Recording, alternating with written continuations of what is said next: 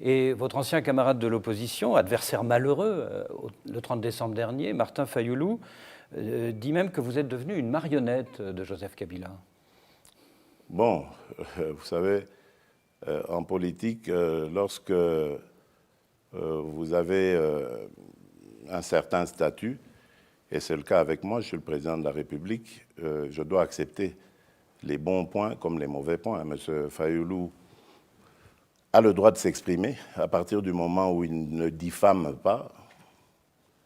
Il a le droit de s'exprimer. Nous sommes en démocratie, en tout cas nous essayons de l'être.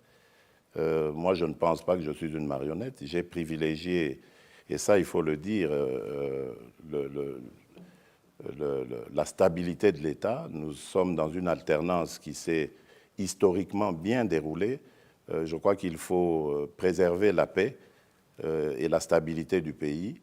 Et c'est peut-être ça qui fait dire à certains que je suis une marionnette, parce qu'ils espéraient peut-être qu'il y ait du sang, qu'il y ait de la violence, comme nous avons toujours été habitués depuis nos années d'indépendance. Mais cette fois-ci, eh ben, mal leur en a pris, parce qu'il n'y aura pas de sang, il n'y aura pas de violence. Donc les choses devront se passer normalement, et bon, voilà ce que je peux dire. Alors, à l'origine de ces tensions, il y a évidemment le scrutin présidentiel controversé.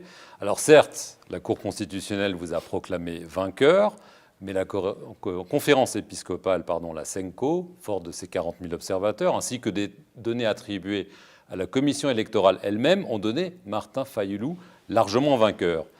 Est-ce que vous comprenez que du coup, la proclamation de votre victoire soit toujours si controversée? Je ne le comprends pas, d'abord parce que ce que vous dites de la CENCO n'est pas vrai. La CENCO n'a jamais démontré ce qu'elle a avancé. Il y a eu prétendument, il faudrait lui poser la question, il y a eu prétendument 44 000 observateurs de la CENCO, ce qui n'est pas vrai, puisque la CENI n'en a accrédité que 17 000. Et le jour même du scrutin, il y en avait 5 000 qui avaient été, un peu plus de 5 000, qui avaient été répertoriés sur l'ensemble du territoire. Donc ça veut dire que les chiffres que la CENCO donne, ou si elle les a réellement donnés, sont sujettes à caution. Ensuite, le candidat malheureux lui-même a eu mondialement l'occasion de démontrer qu'il avait raison, devant toutes les caméras du monde.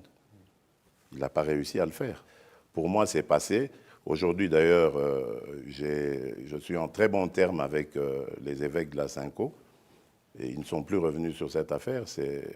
Regardons devant, c'est le Congo qui m'importe et plus rien d'autre. Comment expliquez-vous tout de même, Monsieur le Président, que les procès-verbaux de vote du 30 décembre n'aient jamais été publiés par la Commission électorale, alors que c'est pourtant la loi qui le stipule. Ça, il faut demander à la CENI. Nous avons nos propres PV, je vous l'ai dit, nous les avons confrontés avec ceux que certains observateurs de la CENCO avaient.